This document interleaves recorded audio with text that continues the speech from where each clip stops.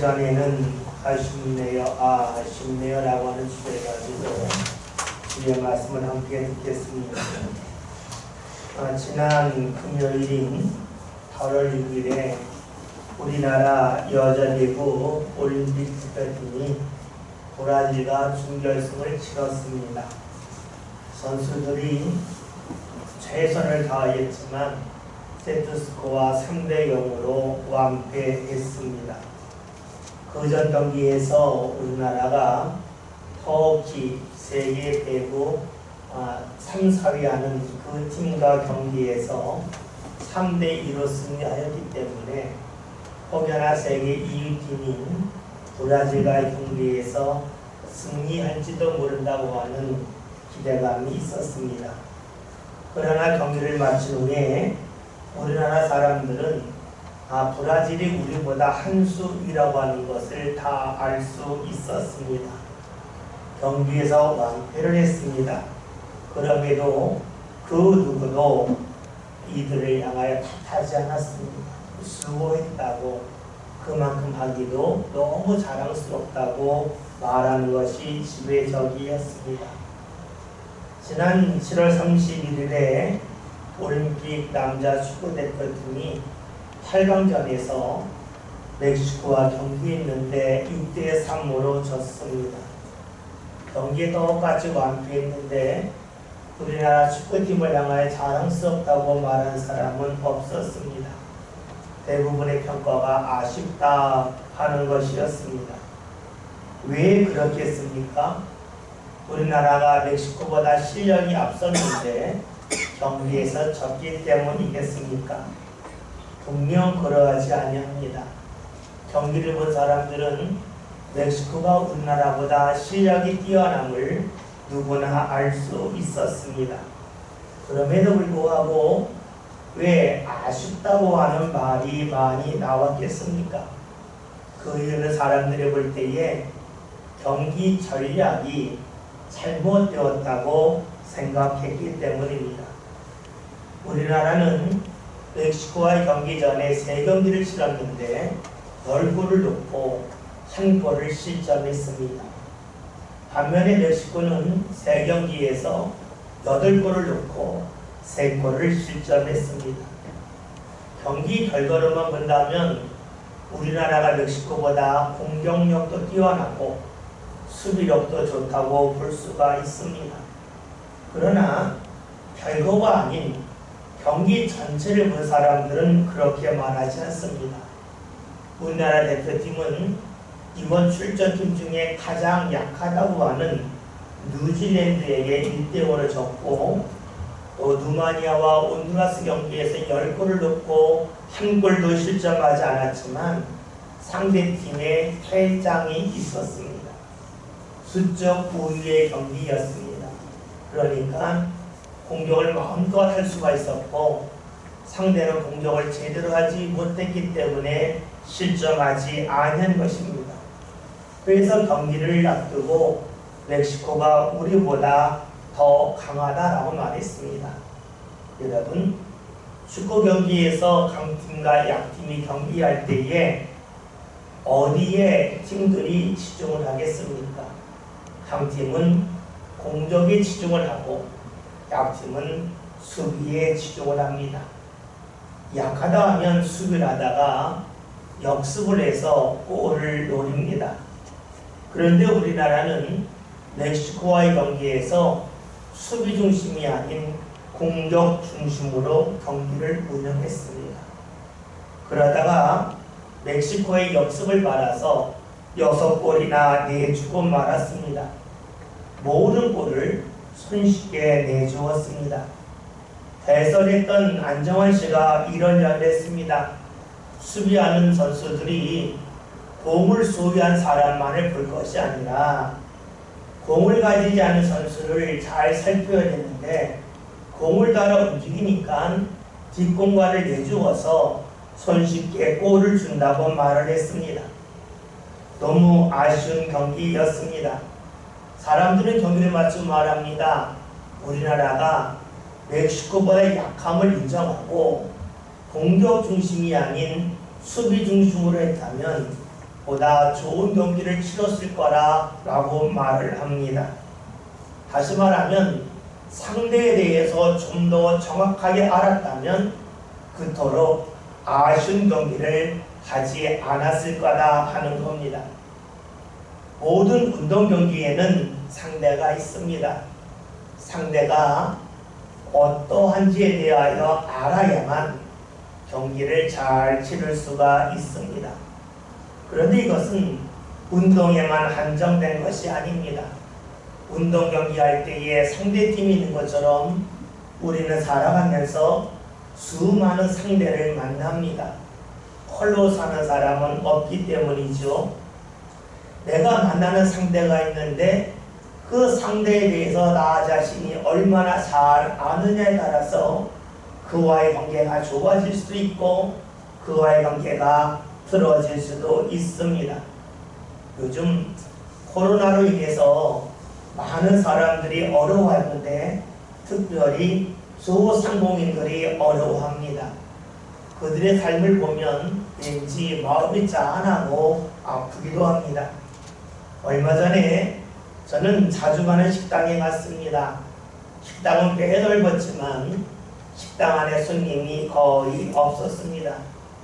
날씨는 더운데 식당에서는 에어컨을 켜지 않았습니다. 식당이 함께 간 분이 땀을 많이 흘리고 지쳐 있었기 때문에 제가 주인에게 말했습니다. 에어컨을 좀 켜달라고 말했습니다. 그랬더니 주인이 하는 이야기가 요즘 장사가 잘 되지 않아서 전기세 내기도 급한데 선풍기 켜라고 하면서 선풍기를 갖다 주었습니다. 정말로 민망했습니다. 저는 식당 주인을 아니까 어느 정도 이해하고 넘길 수 있겠지만 함께 간 사람에게 너무너무 미안했습니다. 주위에 식당이 여러 곳이 있고 그 식당에 가면 시원하게 앉아서 식사할 수 있는데 그 집은 덥게 식사를 할 수밖에 없었습니다. 그 순간 이것이 뭐지 하는 마음이 들었습니다. 너무 아쉬웠습니다. 그리고는 그 다음부터 그 식당으로 손님을 데리고 갈 수가 없었습니다. 그날 평소에 먹던 음식을 먹었지만 마음이 상해서 그런지 맛을 제대로 느낄 수가 없었습니다. 그 식당에서 나오면서 왜 이 식당에 손님이 적은지에 대하여 쉽게 알 수가 있었습니다. 그 식당 주인을 생각해 봅시다. 그는 자신의 사정을 너무 잘 압니다. 어려운 것도 알고 전기세 내기 힘든 것도 압니다. 그러나 그 식당 주인은 자신이 마주하는 손님이 어떤 마음을 갖고 식당에 왔는지를 몰랐습니다. 식당에 가서 우리가 식사를 할 때에는 음식만 먹는 게 아니죠. 음식을 먹으면서 몸도 쉬고 마음도 쉬는 겁니다. 그런데 그 식당 주인은 음식만을 팔려고 했지 식당에 오는 사람의 마음을 헤아리지 못하였습니다. 여러분 그렇죠? 사실은 알지만 상대가 무엇을 원하는지 알지 못하면 어떻게 될까요? 그 사람과의 관계는 깊어질 수가 없습니다. 사실만을 안다면 열심을 내고 수고를 했다 할지라도 사람이 찾아오지 않습니다. 삶에 아쉬움만 남을 뿐입니다. 그렇죠. 우리는 이 세상을 살아가면서 나에 대하여 아는 것도 중요하지만 내가 관계를 맺는 대상이 무엇을 원하는지에 관하여 꼭 알아야만 합니다. 그럴 때 삶에 아쉬움이 남지 않지요. 그렇다면 우리가 하나님을 믿을 때에는 어떠하겠습니까? 우리는 하나님을 믿을 때에 하나님이 나를 알아주기를 원합니다. 내가 아픈 것을 하나님이 알아주고 내가 당하는 고통을 알아주시고 또 내가 삶 가운데 직면해 있는 수많은 문제를 하나님이 알아주기를 원합니다. 그래서 우리들은 내가 어려우면 어려울수록 하나님을 더욱더 찾습니다. 힘들면 힘들수록 하나님의 도움을 더욱더 절실하게 구합니다. 그렇다면 내가 원하는 것을 하나님이 알아주길 원한다면 또 하나 필요한 것이지 않겠습니까? 내가 마주하고 내가 관계를 맺는 하나님에 대하여 알려 해야 됩니다. 내가 원하는 것을 알지만 하나님이 나에게 원하는 것이 무엇인지 제대로 알지 못하면서 하나님을 만난다면 어떻게 되겠습니까? 우리나라 축구 대표팀이 멕시코와 경기하면서 상대에 대해 제대로 알지 못했기 때문에 열심히 뛰었지만 좋은 결과를 얻지 못했습니다. 식당 주인이 자신이 원하는 것을 알지만 손님이 원하는 것을 제대로 알지 못했기 때문에 수고하며 열심을 다하지만 손님이 잘 찾아오지 아니합니다. 우리가 하나님을 믿는 것도 그러합니다. 하나님을 열심히 믿는다고 하지만 하나님에 대하여 제대로 알지 못한다면 우리의 삶 가운데 신앙의 결실을 제대로 맺을 수가 없겠지요. 오늘 성경에서는 하나님이 우리에게 원하시는 것이 무엇인지에 관하여 아주 짤막하게 말씀해 주고 있습니다. 본문에 있는 말씀을 함께 봅니다. 다 같이 읽겠습니다. 사람이 의롭게 되는 것은 율법의 행위로 말미암음이 아니요 오직 예수 그리스도를 믿음으로 말미암는 줄 아므로 우리도 그리스도 예수를 믿나니 이는 우리가 율법의 행위로서가 아니고 그리스도를 믿음으로써 의롭다함을 얻으려 합니다. 율법의 행위로서는 의롭다함을 얻을 유체가 없느니라. 아멘. 오늘 말씀에서는 사람이 의롭게 되는 것은 의로 시작을 합니다. 여기서 의롭다고 하는 것은 다른 사람이 볼 때 의로운 것이 아니라 하나님이 볼 때에 의로운 것을 말합니다. 하나님은 옳은 사람, 의로운 사람을 가까이 하시고 인정하십니다. 따라서 오늘 말씀에서 사람이 의롭게 되는 것이라 하는 이 말씀은 하나님께서 인정하는 것은 무엇인가에 관한 말씀이 됩니다. 오늘 말씀을 보면 사람이 의롭게 되는 것은 율법의 행위로 말미암은 것이 아니라 라고 말씀합니다. 율법이 무엇일까요? 율법은 하나님이 우리에게 주신 말씀입니다. 그렇다면 하나님의 말씀을 잘 지켰기 때문에 하나님께 인정받는 것이 아니라 하는 뜻이 됩니다.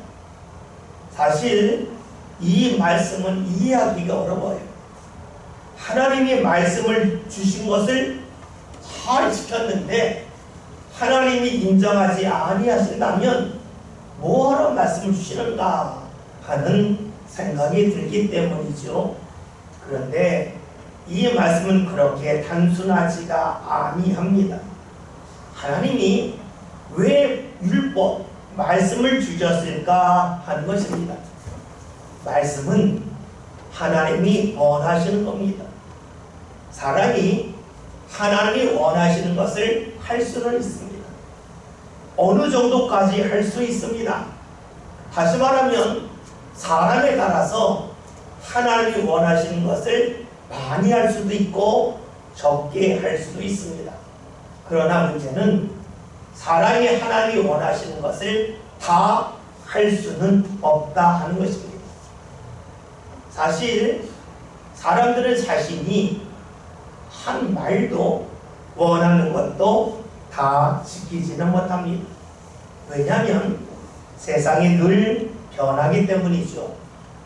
자신의 능력이, 자신의 외적인 지위가 계속해서 달라집니다. 그리고 자신이 마주하는 세상 환경도 계속해서 달라집니다.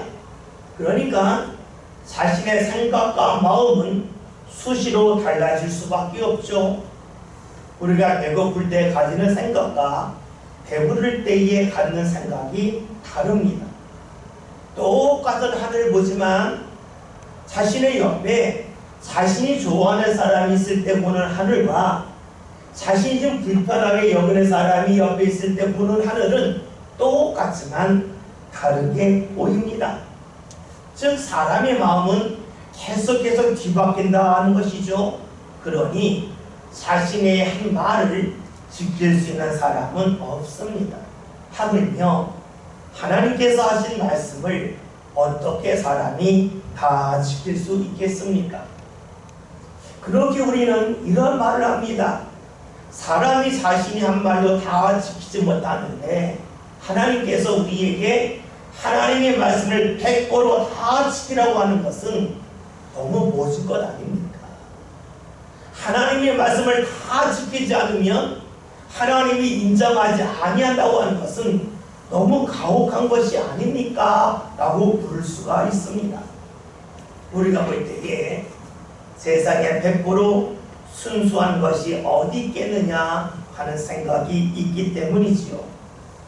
그런데 정말로 그러하겠습니까? 우리나라가 세계에서 가장 잘 만드는 것 중에 하나가 반도체입니다. 이 반도체를 만들 때에는 수많은 과정이 있는데 그 과정 속에서 중요한 것이 무엇이냐면 반도체를 계속 세척해 주는 겁니다. 물로 씻어주고 또 다른 공정을 하고 또 다른 물을 여러 개 세척해 주는 그 일이 필요합니다. 그런데 이렇게 반도체를 만들 때에 사용하는 물이 있는데 이 물은 우리가 보통 접하는 물과는 아주 다릅니다. 그 물을 초순수 물이라고 합니다. 우리가 먹는 물이 있죠. 수돗물은 정수장에서 옵니다. 그런데 이 정수장에서 오는 물을 반도체를 만들 때에 사용하려면 서른번을 정화를 시킵니다. 계속해서 다른 약품을 집어넣으면서 정화하고 또 정화합니다. 그래서 반도체를 만들 때 사용하는 물은 순전한 물입니다. 우리가 물을 흔히 말할 때에 수소와 산소로 결합되어 있다고 합니다. 그러나 우리가 마시는 물은 수소와 산소 외에 다른 것이 많습니다. 우리가 물을 먹을 때에 물에 맛이 있다고 그러죠. 물에 맛이 있다고 하는 것은 수소와 산소 외에 다른 성분이 있기 때문입니다. 미네랄이 있기도 하고 철분이 있기도 하고 칼슘, 칼륨 수많은 것들이 물속에 포함되어 있어요. 물맛이 다릅니다. 그런데 반도체를 만들 때에는 다른 성분이 조금이라도 있으면 안 된다는 것이죠. 왜냐하면 화학적 반응을 일으켜서 반도체가 제대로 작동하지 않기 때문입니다. 지게차를 운전하시는 분들은 지게차 배터리에 간혹 물을 보충해 줍니다. 그런데 그때 넣는 물이 초순수 물입니다. 그 물은 우리가 사용하는 그 정수장에서 오는 물을 7번 정도 정화한 것인데 인터넷 가격으로 보면 10kg에 4만원 정도. 그러니까 우리가 사용하는 물과 반도체를 만들 때의 30번 정화한 물은 크게 다르죠. 그 물은 사람이 마실 수가 없습니다. 생각해 보세요. 반도체를 만들 때에는 초순수한 물만을 사용합니다. 다른 것이 들어가면 안 된다는 것이죠. 사람이 만드는 물건도 그리할진데 하나님께서 100% 하나님의 말씀을 지키라고 요구하는 것이 잘못됐다고 할 수는 없습니다. 그러기에 우리는 하나님 앞에서 주의 말씀을 다 지킬 수 없다고 하는 것을 고백하게 됩니다. 그럼에도 불구하고 많은 사람들 마음속에서는 내가 하나님께 인정을 받으려면 내가 선한 일을 많이 하고 하나님의 말씀을 잘 지켜야 된다고 생각을 합니다. 왜 그럴까요? 하나님을 제대로 모르기 때문입니다. 그래서 우리들은 선한 일을 많이 해야 구원받는다고 생각을 하지요. 많은 종교에서 하는 말이 착하게 살라, 선하게 살라, 그러면 너의 삶이 달라질 거나 쉽게 인정을 받을 거라고 말하지만 여러분, 반도체를 만들 때에 100% 물이 아니면 반도체를 만들지 못합니다. 하물며 어떻게 사람이 100% 주의 말씀을 지키지 못하면서 100% 선하지 아니하면서 하나님 앞에 설 수가 있겠습니까? 사람에게는 욕심이 있습니다. 어떤 욕심이냐면 다른 사람이 하지 못하는 것을 내가 이루고 싶다고 하는 욕심이 있습니다. 하나님의 말씀을 내가 다 지키고 싶은 욕심이 있습니다. 이를 통해서 내가 완벽하다고 하는 것을 증명하고 싶어 합니다. 그러나 이것은 분명 우리에게 불가능한 일입니다. 하나님은 우리에게 율법을 주심을 통해서 말씀을 주심을 통해서 우리의 나약함을 인정하기를 원하십니다. 왜냐하면 사람이 하나님 앞에서 말씀을 다 지켰다고 하는 사람은 자신이 능력자라고 생각합니다. 그러는 가운데 말씀을 지키지 못하는 사람들 향하여 너는 나보다 능력이 부족해, 한 수 아래야 하면서 깔볼 수밖에 없겠지요. 하나님은 우리에게 말씀을 지킬 수 없는 나약한 존재임을 스스로 알기를 원하십니다. 그러면서 우리에게 원하시는 것이 무엇일까요? 오늘 성경에 있는 말씀처럼 예수 그리스도를 믿음을 통하여서 우리가 하나님 앞에 의로워진다는 것을 믿기를 원하고 계십니다. 예수님을 믿는다는 것은 무엇일까요? 예수님은 우리의 죄를 구원하기 위하여 하나님께서 사람의 몸을 입고 이 세상에 오신 분입니다. 그리고 십자가에 달려서 죽으심을 통하여 우리의 죄를 사하시고 3일 만에 부활하심을 통하여 우리 앞길을 여신 분입니다. 여러분, 그렇다면 예수님을 믿는다는 것은 무엇을 말할까요? 우리가 부족함에도 불구하고 하나님이 우리를 포기하지 않았다는 겁니다. 능력이 없습니다. 하나님 앞에 갈 자격이 없습니다. 그렇다면 당연히 포기해야 되겠죠. 그러나 하나님이 부족한 우리를 포기하지 않았다고 하는 것을 믿는 것이 바로 예수님을 믿는 겁니다. 우리가 어느 직장에 들어가려면 자격을 봅니다. 우리 직장을 자격이 있는가 살핍니다. 그리고 자격이 되지 않으면 그 사람을 그 직장에서 받아들이지 않죠. 이것이 세상입니다. 그런데 하나님은 우리가 자격이 없음에도 불구하고 우리를 포기하지 아니하시기 위하여 예수님을 보내주셨습니다. 그러니까 예수님을 믿는다고 하는 것은 하나님이 내 능력에 관계없이 나를 포기하지 아니하심을 믿는 것입니다. 또 예수님을 믿는 것은 무엇을 말합니까? 하나님이 우리를 사랑하심을 믿는 겁니다. 우리 누군가 사랑할 때에 사랑받을 만한 자격이 있어야 사랑한다고 말하지요. 그러나 하나님은 우리가 사랑받을 만한 자격이 없습니다. 하나님의 말씀을 다 지키지 못했습니다. 그럼에도 불구하고 우리를 사랑하신다고 하는 것을 믿는 것이 예수님을 믿는 것입니다. 우리가 하는 말 중에 이런 말이 있습니다. 자녀들 중에서 어렸을 때 속성인 자녀가 나중에 커서 부모에게 잘한다 하는 말이 있습니다. 왜 이런 말이 나왔을까요? 어떤 분이 이 말을 이렇게 해석을 했습니다. 어렸을 때에 부모의 말을 잘 듣는 자녀가 있답니다. 그래서 부모가 말하면 다 순종하고 공부도 열심히 하고 그리고 어디 가서 자랑스러운 자녀가 있다는 것이죠. 그런 자녀들은 부모의 사랑을 받을 때에 이런 마음이 있다는 겁니다. 내가 잘하니까, 내가 다른 사람보다 자랑스러우니까 부모가 나를 사랑하는 거야 라고 하는 마음이 있다는 것이죠. 왜냐하면 그런 자녀들은 학교에서도 사랑받고 어디 가도 인정받으니까 부모가 자신을 사랑하는 것을 자신의 능력이 뛰어나기 때문이라고 생각한다는 겁니다. 반면에 속썩인 자녀는 한다는 거죠. 부모에게 속썩이듯이 학교에서 속썩이면 선생님한테 야단 맞고 또 친구들이 따돌리고 그렇게 살면 사람들이 환대하지 아니하는데, 그러한 자신을 부모가 사랑할 때에 깨달은다는 겁니다. 아, 부모가 내가 능력이 있어서 내가 잘해서 나를 사랑하는 것이 아니구나. 그것을 알고 깨닫기 때문에 나이가 들어서도 부모에게 자랑한다는 것입니다.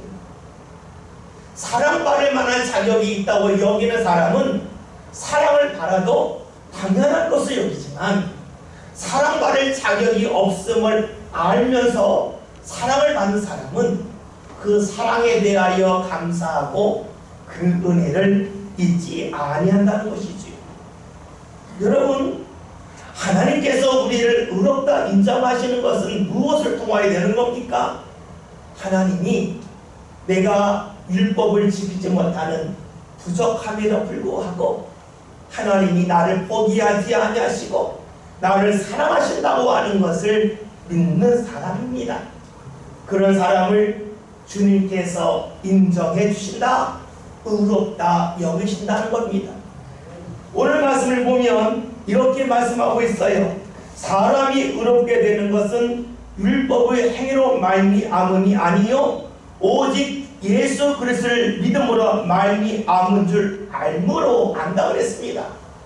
알이 어떻게 하는가? 그 다음에 말씀을 봤더니 우리도 그리스도 예수를 믿나니라고 말씀하고 있습니다. 알기 때문에 믿는다 하는 것입니다. 여러분, 믿는 것이 무엇일까요? 우리 믿는다 그러면 고개를 끄덕이는 것을 믿는 것이라고 생각합니다. 그래서 내가 고개를 끄덕이면 믿는 거다. 믿는 것은 마음으로 믿는 것이니까 마음으로 받아들이면 되는 거다 라고 생각하기가 쉽습니다. 정말로 믿는 것이 고개를 끄덕이는 것으로 족한 것일까요? 지난 8월 4일에 우리나라 여자 배구팀이 터키와 경기에서 3대2로 승리했습니다. 승리의 1등 공신은 김연경 선수죠. 28득점을 했기 때문에 1등 공신입니다. 그런데 숨은 공신이 있습니다. 양효진이라는 선수입니다. 11득점을 했는데 그 중에서 6득점을 브로킹으로 했습니다. 상대가 공격하는 것을 막았습니다. 막지 못했다면 실점을 했을 텐데 브로킹을 해서 득점을 했으니까 그 득점은 한 득점이 두 득점과 같다고도 볼 수가 있습니다. 그가 브로킹을 너무 잘했기에 경기를 마치고 그 선수와 인터뷰를 했습니다. 어떻게 이렇게 브로킹을 잘해서 분위기를 잘 끌어왔는지를 그에게 물었습니다. 그가 말을 합니다. 사실 경기 전부터 손을 다쳤기 때문에 감이 안 좋았다는 겁니다. 그런데 감독님께서 상대팀이 경기하는 것을 비디오로 계속 분석하시고는 이때에 네가 점프를 해서 브로킹을 하면 될 거다. 계속해서 보여주고 알려줬다는 겁니다. 그래서 그 감독님의 지시에 따라서 그거에 따라 계속 훈련을 했더니 브로킹이 너무 잘 됐다는 겁니다. 그러면서 하는 이야기가 감독님이 알려준 대로 나 자신이 박자를 맞췄습니다. 그랬더니 브로킹이 잘 됐습니다 하는 겁니다. 양효종 선수는 경기에서 브로킹을 할 때에 자신이 타임을 잡지 않았습니다. 감독이 알려준 대로 감독의 박자에 맞추어서 브로킹을 했습니다. 그런데 그것이 한 번에 되지 않았겠죠. 감독의 지시에 따라 끊임없이 박자를 맞추는 훈련을 했습니다. 왜냐하면 감독이 분석한 것을 믿었기 때문입니다. 믿으니까 훈련을 합니다. 믿으니까 연습을 합니다. 그 믿음의 사람에게 좋은 결과가 나타났습니다. 그렇죠. 감독의 말을 믿는다고 하는 것은 감독님 말이 맞습니다 하면서 고개를 끄덕이는 데서 멈춘 것이 아닙니다. 감독의 말이 맞는다고 믿는다면 계속해서 그 박자에 맞춰서 훈련하는 것입니다. 우리가 하나님을 믿는 것도 역시 그러하지 않습니까? 우리가 하나님을 믿는다고 하는 것은, 예수 그리스도를 믿는다고 하는 것은 고개를 끄덕이려 해서 멈추지 않습니다. 주님의 박자에 맞추어서 움직이는 것입니다. 내 박자에 맞추는 것이 아니죠. 내 박자에 맞춘다고 하는 것은 내가 움직이고 싶을 때 움직이는 것입니다. 그러나 내 삶의 감독이 되신 예수 그리스도의 박자에 따라 움직인다고 하는 것은 주님이 원하시는 데에 움직이는 것입니다. 그것을 끊임없이 훈련하는 것이지요. 그러할 때에 상대의 공격을 막을 수가 있습니다. 할 수 없었던 득점을 올릴 수가 있습니다. 여러분, 주님을 믿는다고 하는 것은 내 박자를 고집하는 것이 아닙니다. 주님의 박자를 맞추는 것입니다. 그리고 그 박자에 맞춘다면 주께서 주시는 귀한 은혜가 내 삶 가운데 임한다고 하는 것을 믿는 것입니다. 아멘. 여러분, 똑같은 패배이지만 아쉬운 패배가 있었고 또 때로는 박수 치는 패배가 있었습니다. 왜 아쉽다 했습니까? 이들은 자신만을 알았기 때문입니다. 상대를 알지 못합니다. 그러기에 아쉽습니다. 우리가 이 세상을 살면서 하나님을 만나지만, 하나님을 만나길 원하지만 하나님에 대하여 알지 못한다면 우리의 삶 가운데는 아쉬운 뿐입니다. 하나님이 허락하신 은혜를 내가 받아야 하는데 못 받았다고 하는 아쉬움만 남을 뿐입니다. 주님께서 우리에게 원하시는 것은 우리의 능력이 아닙니다. 우리의 부족함을 주님 앞에 고백하고 인정하며 나가는 겁니다. 그리고 부족한 나 자신을 주님께서 포기하지 아니하시고 사랑하시면서 그 주님의 박자에 맞추어 내가 움직인다면 주께서 허락하신 은혜가 내 삶 가운데 쉽게 임함을 믿는 것입니다. 오늘 말씀 제목이 아쉽네요, 아쉽네요 입니다. 우리 삶 가운데 주의 은혜를 제대로 받지 못한다면 우리 인생은 아쉬울 수밖에 없습니다. 주님이 원하시는 것을 알지 못한다면 은혜를 제대로 받지 못하고 아쉬운 인생으로 우리를 마감할 수가 없겠죠. 그러나 저와 여러분이 주님이 원하시는 것을 알고 주님의 박자에 맞추어 내 삶을 움직이는 훈련을 해나간다면 주님의 은혜는 우리 삶 가운데 보다 쉽게 임합니다. 은혜 받기가 어렵지 않습니다. 주님의 박자에 맞춘다면 우리는 은혜를 받으면서 고백합니다. 은혜 받기가 쉽네요. 너무너무 쉽네요 라고 고백할 것입니다. 여러분, 저와 여러분이 이 세상을 살아가면서 하나님 허락하신 은혜를 놓치는 아쉽네요 라고 하는 말이 우리 입술에서 사라졌으면 좋겠습니다. 우리 자신이 주님을 믿고 주님의 박자에 맞추어 내 삶을 움직이는 훈련을 끊임없이 행해나가는 가운데 주께서 베푸시는 은혜를 받아서 은혜 받기가 쉽네요. 주님 감사합니다. 이 고백이 저와 여러분의 고백이 될 수 있기를 주님의 이름으로 기원 드립니다.